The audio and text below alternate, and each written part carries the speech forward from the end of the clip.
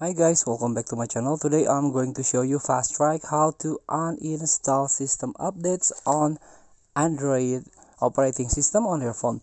So let's get started. If you have a trouble with the Android phone, if you have Android phone and there is a malware or virus or even a system like a freezing or crashing, you can uninstall system update. So if your Android after update there is a trouble, so you can bring the factory reset or reset system setting by tap the additional setting here.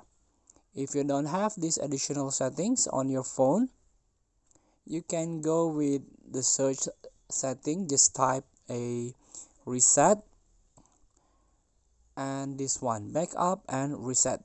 So in this backup and reset, you can erase all data or factory reset here, erase that all data on the phone.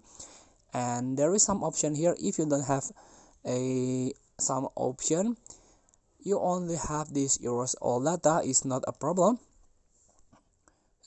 But if you have a just a reset, if you have another option like reset network setting, reset system setting only, or erase download apps and their data, it's very good. You have option for it. But if not, you only have this option, erase all data.